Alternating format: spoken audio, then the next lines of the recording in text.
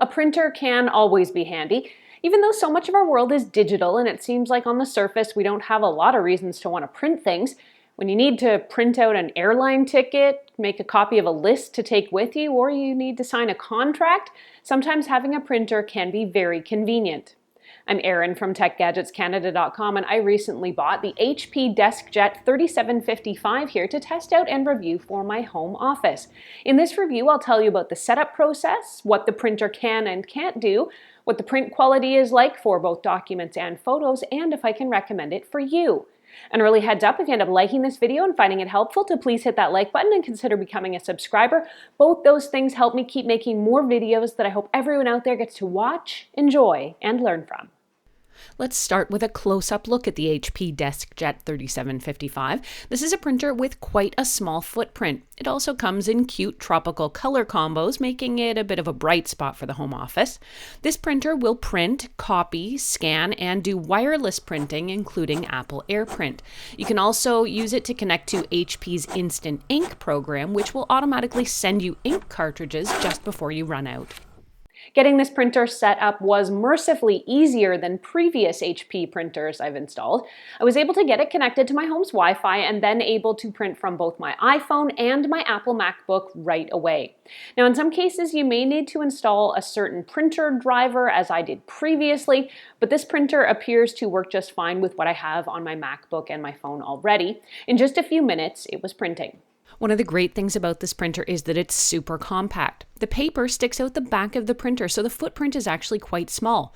A printed documents tray is hidden underneath, and it pulls out and then flips out to catch your printouts. Without it, chances are high your papers will shoot off the surface.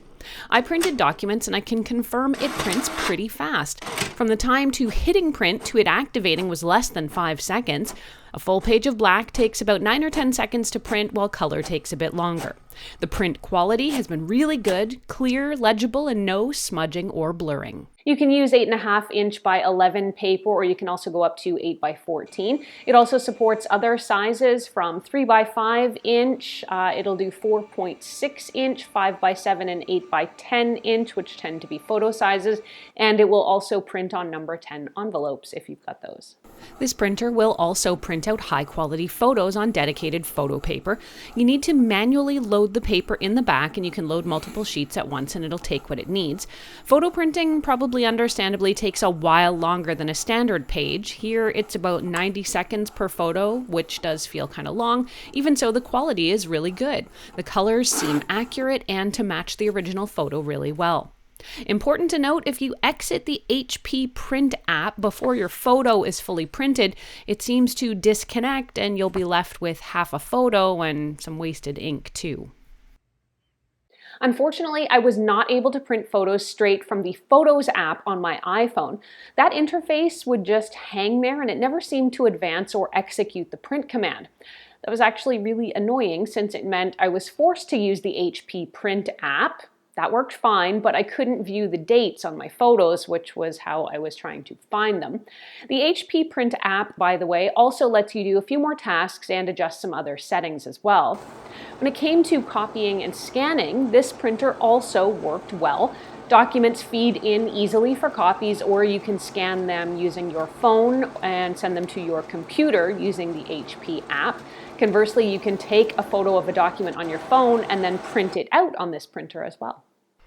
One of the maddening things about this printer is that I ran out of color ink almost instantly. I presume this is something HP does on purpose to either force you into the Instant Ink program or to sell you a new ink cartridge almost immediately, since I think that's where most printer companies make their money. I think I probably got just over a dozen documents in color before the color cartridge ran dry, and the black ink cartridge wasn't far behind. So be warned, you will need ink within about 2 to 3 weeks after purchasing this printer, at least based on my own use and testing. Now, after that first starter cartridge, I will assume you get a lot better mileage, and that has been the case for me with other HP printers that I own.